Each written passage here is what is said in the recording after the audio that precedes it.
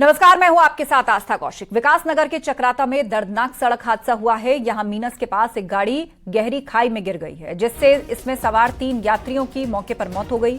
तो वहीं सूचना पर पहुंची एसडीआरएफ की टीम ने सभी शवों को खाई से बाहर निकाला है। सभी लोग हिमाचल से विकास नगर आ रहे थे, तभी मीनस के पास यह हादसा हो गया। तो मीनस के पास खाई में गिर गई एक गाड़ी, इसमें सवार 3 लोगों की दर्दनाक मौत हुई है। चक्राता में ये एक्सीडेंट हुआ है। हादसे में 3 लोगों की मौके पर मौत हो गई। मीनस के पास खाई में एक गाड़ी गिर गई।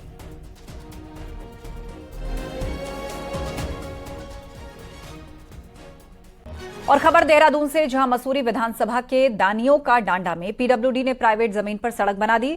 गांव वालों ने पीडब्ल्यूडी पर बिना मुआवजा के सड़क बनाने का आरोप लगाया। वहीं जांच में यह खुलासा हुआ कि नगर निगम और पीडब्ल्यूडी के बीच गलत एमओयू हुआ है।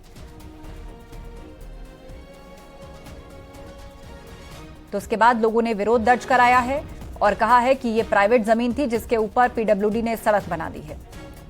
मामला जब विभाग तक पहुंचा तो यह तथ्य सामने आया कि पीडब्ल्यूडी और नगर निगम के बीच में गलत एमओयू साइन हुआ। अब हमारा ये कहना है कि अगर तो उनको रास्ते की जरूरत है तो वो हमें इतनी जमीन कहीं दे दें खरीद के, या हमें मतलब जो कंपनसेशन दे, इसका मतलब जो भी गवर्नमेंट का रूल सरकारी नियम है जो उसके हिसाब से दे। नहीं, हमारे से नहीं पूछा गया।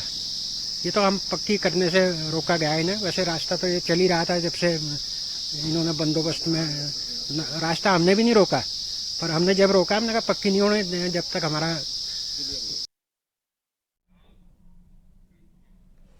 वहीं मसूरी में प्राइवेट जमीन पर पीडब्ल्यूडी के सड़क बनाने के मामले में मसूरी विधायक और मंत्री गणेश जोशी का बयान सामने आया है। गणेश जोशी ने कहा है कि प्रभावितों को पीडब्ल्यूडी को मुआवजा देना चाहिए और नगर निगम और पीडब्ल्यूडी में बात हुए बिना कैसे सड़क बनी, इसकी जांच की जाएगी। वहीं कांग्रेस प्रदेश अध्यक्ष सूर्यकांत धस्माना ने पूरे मामले में मुख्यमंत्री से एसआईटी जांच कराने की मांग की है। धस्माना का कहना है कि जब नगर निगम की जमीन ही नहीं तो फिर एमओयू हुआ कैसे, और ग्रामीणों को बिना मुआवजा दिए प्राइवेट जमीन में कैसे सड़क बन गई। और यह भी पूछा कि किसके कहने पर पीडब्ल्यूडी ने यह सड़क बनाई।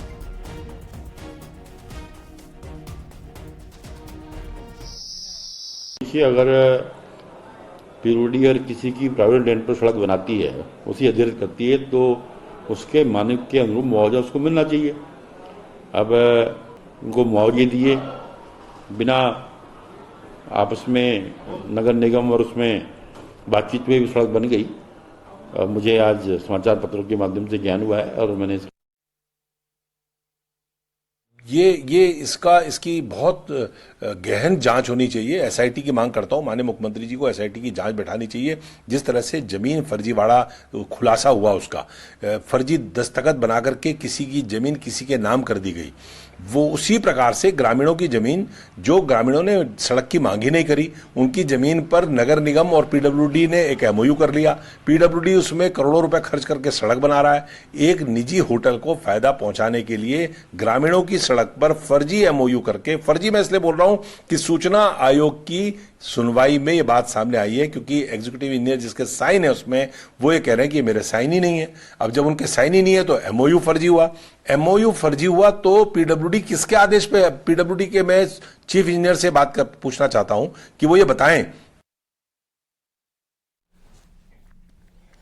उधर कॉर्बेट घोटाले में सीबीआई ने एक्शन शुरू कर दिया है। सीबीआई ने पूर्व आईएफएस के हरिद्वार स्थित घर पर छापेमारी की है। बताया जा रहा है कि घंटों चली छापेमारी में सीबीआई ने कई अहम दस्तावेज बरामद किए हैं। टाइगर रिजर्व के पाखरो रेंज में हुए करोड़ों के घोटाले मामले में कल सीबीआई ने केस दर्ज किया था। अभी तक विजिलेंस मामले की जांच कर रही है। केस दर्ज करते ही हरकत में आई सीबीआई ने पूर्व आईएफएस किशन चंद और पूर्व वन रेंज अधिकारी ब्रिज बिहारी शर्मा के देहरादून स्थित मकान में छापेमारी की। मामला 2019 में पाखरो रेंज टाइगर सफारी के निर्माण के दौरान का है। पूर्व आईएफएस किशन चंद को विजिलेंस ने पिछले साल गिरफ्तार किया था। फिलहाल किशन चंद जमानत पर बाहर चल रहे हैं। कॉर्बेट टाइगर रिजर्व की पाखरो रेंज में हुई गड़बड़ी और अनियमितता के बाद सीबीआई ने इसमें मुकदमा दर्ज कर लिया है और सीबीआई ने अपनी कार्रवाई तेज करते हुए छापेमारी की कार्रवाई भी शुरू कर दी है। हरिद्वार और देहरादून में पूर्व वन अधिकारियों के घर पर हुई छापेमारी के बाद हड़कंप मचा हुआ है। कल हरिद्वार के नंद विहार कॉलोनी स्थित इसी मकान में छापेमारी की गई थी। पूर्व आईएफएस किशन चंद के घर पर ये छापेमारी हुई थी और बताया जा रहा है कि काफ़ी घंटों तक, देर रात तक हुई ये छापेमारी चली है और कई अहम दस्तावेज सीबीआई ने इसमें जो है बरामद भी किए हैं। और इसके अलावा देहरादून में पूर्व रेंज अधिकारी ब्रज किशोर शर्मा के घर पर भी ये छापेमारी हुई थी। छापेमारी की ये कार्रवाई आगे भी जारी रह सकती है। सूत्रों के अनुसार इस तरह की बात भी कही जा रही है कि पूर्व वन मंत्री हरक सिंह रावत भी इस मामले में रडार पर है और आने वाले समय में ये वो भी जो है इस कार्रवाई के दायरे में आ सकते हैं। इससे पहले भी विजिलेंस जो है मामले की जांच कर रही थी। पूर्व आईएफएस किशन चंद को विजिलेंस ने गिरफ्तार किया था पिछले साल और अभी वो जमानत पर बाहर चल रहे थे। तो आने वाले समय में ये मामला सियासी रूप से बहुत ज़्यादा चर्चा में रह सकता है। न्यूज़ 18 पुलकेश शुक्ला, हरिद्वार।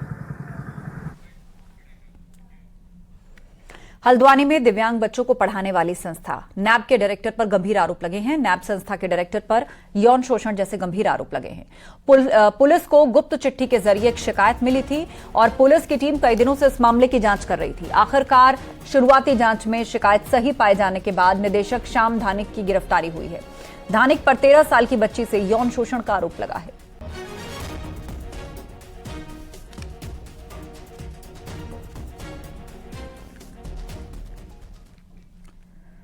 रुद्रप्रयाग के चौरास क्षेत्र में गुलदार का आतंक लगातार बढ़ता जा रहा है। अब गुलदार बस्तियों के बीच भी घुसने लगा है। तो वहीं गुलदार का एक वीडियो वायरल भी हो रहा है जिसमें गुलदार किसी जानवर का पीछा करते करते बस्ती के बीच आ गया और गार्ड शोर मचाने पर गुलदार वहां से भागा।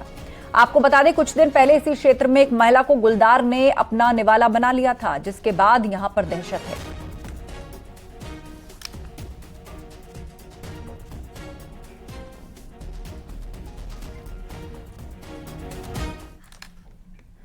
और खबर देहरादून से आ रही है, जहां दिसंबर में देहरादून में होने वाले ग्लोबल इन्वेस्टर समिट को लेकर सीएम धामी कल से दूसरे विदेश दौरे पर रवाना होंगे। कल सीएम पुष्कर सिंह धामी यूएई जाएंगे, जहां 16 अक्टूबर को दुबई में इन्वेस्टर समिट को लेकर रोड शो का आयोजन होगा। इसके बाद 17 अक्टूबर को अबुधाबी में सीएम धामी रोड शो करेंगे और इसमें सीएम अलग अलग क्षेत्र के कारोबारियों के साथ मीटिंग करेंगे। ग्लोबल इन्वेस्टर समिट के लिए कारोबारियों को आमंत्रित करेंगे। सीएम पुष्कर सिंह धामी का कहना है कि सरकार कोशिश कर रही है कि प्रदेश में निवेश आ सके।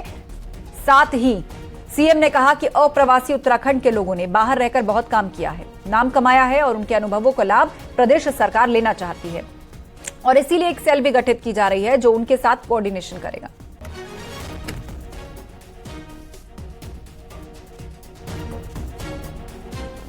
भारतीयों के लिए, चूंकि पूरी दुनिया के अंदर हमारे उत्तराखंड से गए हुए भाई बहन विभिन्न क्षेत्रों में उन्होंने अनेकों उपलब्धियां हासिल की हैं। अपने परिश्रम से, मेहनत से उन्होंने बहुत काम किया है, अपना नाम भी बनाया है, एक स्थान प्राप्त किया है। वो हमारे उत्तराखंड फिर से आना चाहते हैं, अपनी जन्मभूमि में, अपने पितरों की भूमि में फिर से काम करना चाहते हैं। तो उनको किसी प्रकार की असुविधा न हो, आसानी से वो हमसे कनेक्ट हो पाएं।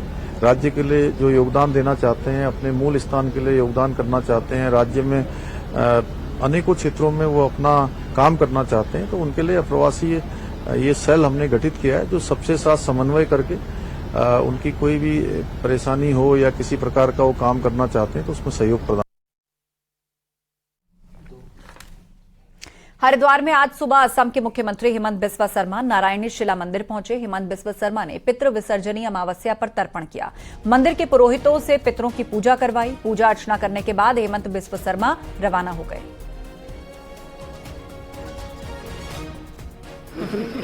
हाथी तो देखे होंगे। मैंने हर साल यहाँ आने का कोशिश करता हूँ नारायण शिला में। लास्ट टाइम तो मैं आ नहीं सका, इस बार भी आके अमावस्या का तिथि में सारे पितरों का पूजा किया। यह हमारा सनातन का परंपरा है और यह परंपरा को निर्वहन करते हुए हमें अपार आशीर्वाद मिलता है। बहुत अच्छा लगता है और मैं जैसे आपको बोला, मैं हर साल यहाँ आने का कोशिश करता हूँ। आज भी आए आप, किस तरह पूजा हुई? अच्छा हुआ, सबने अच्छा से पूजा करवा दिया पंडित लोगों ने और मेरा भी मन को पवित्र जैसा महसूस हुआ। पीएम मोदी आज मुंबई में आईओसी के 141वें सत्र का उद्घाटन करेंगे। अंतर्राष्ट्रीय ओलंपिक समिति के सदस्यों की एक अहम बैठक के रूप में यह कार्य करता है, जिसमें ओलंपिक खेलों के भविष्य के संबंध में अहम फैसले लिए जाते हैं। भारत दूसरी बार और लगभग 40 वर्षों के अंतराल के बाद आईओसी सत्र की मेजबानी कर रहा है। आईओसी का 86वां सत्र आखिरी बार 1983 में नई दिल्ली में आयोजित किया गया था। सत्र में अंतर्राष्ट्रीय ओलंपिक समिति के अध्यक्ष थॉमस बाक समेत नीता अंबानी भी शिरकत करेंगी। मुंबई के जियो वर्ल्ड सेंटर में कार्यक्रम होगा।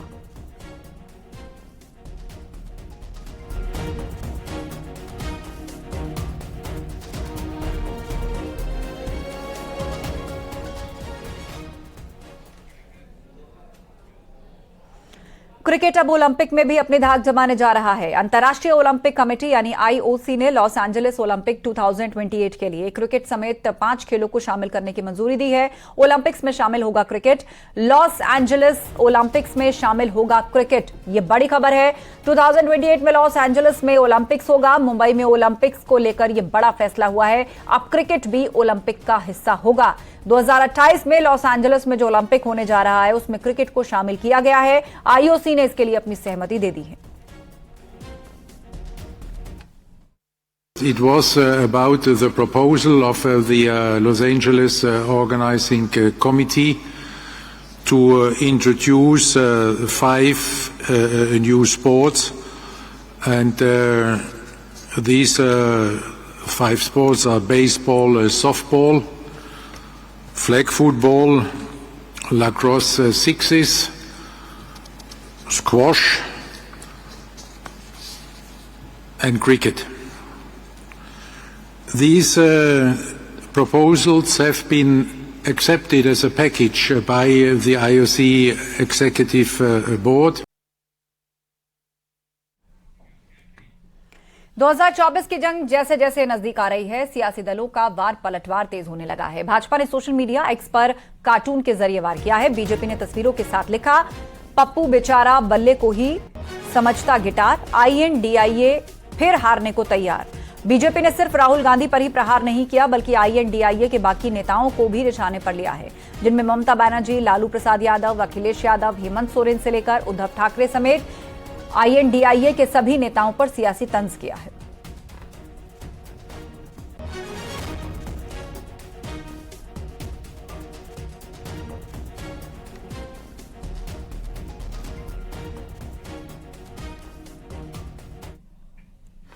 और भक्तों का इंतजार खत्म होने वाला है। जल्द ही राम मंदिर बनकर तैयार होने वाला है। राम मंदिर में भगवान राम के 5 साल के बालक स्वरूप को विराजित किया जाएगा और इसके लिए 3 मूर्तिकार मूर्ति बना रहे हैं। 51 इंच की राम लला की बाल स्वरूप प्रतिमा कमल दल पर सवार होगी। सुबह से शाम तक मूर्तियों का निर्माण हो रहा है और उसमें लगभग 90% काम पूरा हो चुका है। मूर्तिकारों की माने तो 30 अक्टूबर तक मूर्ति राम मंदिर ट्रस्ट को समर्पित कर दी जाएगी।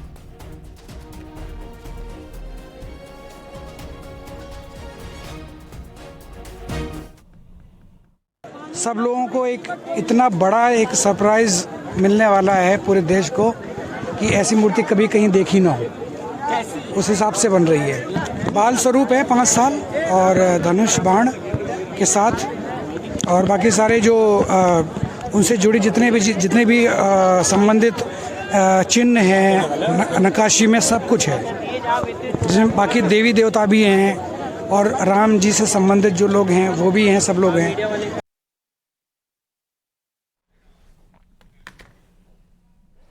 फिलहाल वक्त एक ब्रेक का, जल्द लौटते हैं, कहीं मत जाइएगा।